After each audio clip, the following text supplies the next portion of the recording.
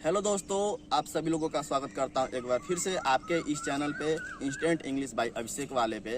तो दोस्तों, पहले मैंने बताया था, इसके पहले वाले वीडियो में डूअर और सब्जेक्ट के बारे में थोड़ा सा बताया था और आशा करता हूं कि आप लोगों को समझ में आ गया होगा।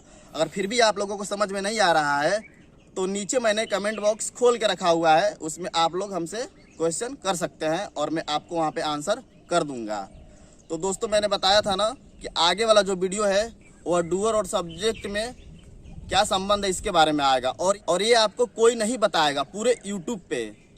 अगर आपको विश्वास नहीं है तो जाइए सर्च कर लीजिए, डूअर और सब्जेक्ट में कोई संबंध अगर आपको बता रहा है तो।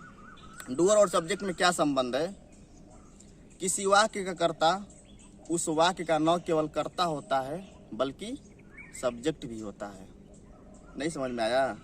एग्जाम्पल समझ में आ जाएगा। नीचे एग्जाम्पल को ध्यान से देखिए आप लोग। मोहन फुटबॉल खेलता है। खेलने का काम कौन कर रहा है? मोहन। इस वाक्य में काम कौन कर रहा है? मोहन। क्या काम कर रहा है? फुटबॉल खेल रहा है। तो इसके पहले वाले वीडियो में मैंने बताया था, जो व्यक्ति या वस्तु किसी काम को कर रहा है वो क्या होता है? करता होता है। तो आप लोग कहेंगे कि हाँ, मोहन फुटबॉल खेलता है तो खेलने का काम मोहन कर रहा है, तो मोहन क्या हो गया? करता। और करता को इंग्लिश में कहते हैं डूअर। तो मैं इधर डूअर में आपको दिखा दे रहा हूँ। और ये क्या है? मोहन क्या है? मोहन तो डूअर हो गया। मैंने बताया था जो डूअर होता है वही सब्जेक्ट भी होता है। तो मोहन डूअर हो गया और मोहन सब्जेक्ट भी हो गया। यही बात तो मैंने बोला था पहले। किसी वाक्य करता उस वाक्य का न केवल करता होता है बल्कि सब्जेक्ट भी होता है। जैसे कि एग्जाम्पल बता रहा हूँ, शायद आप लोगों को हंसी भी आ जाए। किसी स्कूल का प्रिंसिपल उस स्कूल का न केवल प्रिंसिपल होता है बल्कि टीचर भी होता है। जबकि किसी स्कूल का टीचर उस स्कूल का केवल टीचर ही होता है। और ये एग्जाम्पल मैं क्यों दिया हूँ, आगे आपको अच्छे से समझ में आएगा। तो चलिए, ये समझ में आ गया जो अभी बताया हूँ। और कोई दिक्कत हो जाएगी तो कमेंट कर दीजिएगा। मैं बार बार ये बात कह रहा हूँ, आप लोग मुझसे क्वेश्चन करेंगे तभी मैं समझा पाऊँगा। बाकी मैं अपनी तरफ से पूरा फुल कोशिश कर रहा हूँ कि आप लोगों को समझ में आ जाए। अभी मैंने आपको बताया किसी वाक्य का कर्ता उस वाक्य का न केवल कर्ता होता है बल्कि सब्जेक्ट भी होता है। लेकिन इसमें मैं एक नोट बता रहा हूँ, किसी वाक्य का सब्जेक्ट उस वाक्य केवल सब्जेक्ट होता है, उस वाक्य का कर्ता नहीं हो सकता। मैं क्या ये बोल रहा हूँ आप लोगों को समझ में नहीं आ रहा होगा, लेकिन एग्जाम्पल जब देखेंगे तब समझ में आएगा। तो चलिए, एग्जाम्पल से मैं आपको समझा रहा हूँ कि किसी वाक्य का कर्ता उस वाक्य का केवल कर्ता ही नहीं बल्कि सब्जेक्ट होता है, जबकि किसी वाक्य का सब्जेक्ट उस वाक्य का केवल सब्जेक्ट ही होता है, कर्ता नहीं हो सकता। अभी आप लोग कह रहे होंगे कि मोहन फुटबॉल खेलता है, खेलने का मोहन कर रहा है, तो सर मोहन डूअर हो गया और सब्जेक्ट हो गया। फिर क्या सब्जेक्ट है तो डूअर भी है। आप तो कह रहे हैं कि सब्जेक्ट है तो डूअर कैसे हो जाएगा?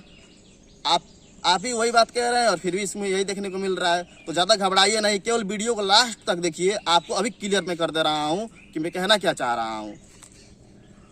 चलिए, एग्जाम्पल आपके सामने है। फुटबॉल खेला जाता है। इस वाक्य में किसके बारे में बात की गई? फुटबॉल के बारे में। खेलने का काम फुटबॉल स्वयं नहीं कर रहा है, तो फुटबॉल क्या है? क्या है फुटबॉल? बिल्कुल सही, फुटबॉल सब्जेक्ट है। क्योंकि खेलने का काम फुटबॉल स्वयं नहीं कर रहा है, इसलिए वो डूअर नहीं है। तो क्या करेंगे? फुटबॉल के सामने ऐसे एक लाइन खींच के वहाँ पे सब्जेक्ट बना देंगे और दूसरी वाली जो लाइन खींचेंगे वहाँ पे हमारा खाली स्थान रहेगा, क्योंकि वो डूअर नहीं है। आया समझ में? फुटबॉल क्या है? सब्जेक्ट है, लेकिन वो इस वाक्य का डूअर है नहीं, है ना? यही मैं बात समझा रहा था। किसी वाक्य का सब्जेक्ट उस वाक्य का केवल सब्जेक्ट हो सकता है, डूअर नहीं हो सकता। जबकि किसी वाक्य का डूअर व उस वाक्य का न केवल डूअर होता है बल्कि सब्जेक्ट भी होता है। आशा करता हूँ आपको समझ में आ गया होगा।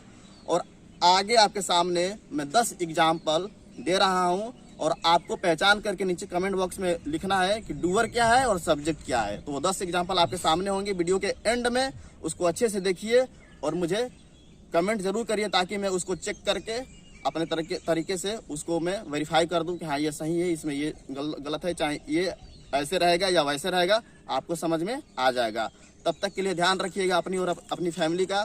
थैंक यू दोस्तों, मेरा वीडियो देखने के लिए। Good bye. तो दोस्तों, आप लोगों के सामने मैं होमवर्क में 12 एग्जाम्पल दे रहा हूं। आप लोग इसको कंप्लीट करिए और कंप्लीट करके कमेंट करिए। मैं इसको चेक कर दूंगा और आगे वाले वीडियो में इसका मैं आंसर भी लेके आ जाऊंगा। आप लोग चेक कर लीजिएगा। Thank you.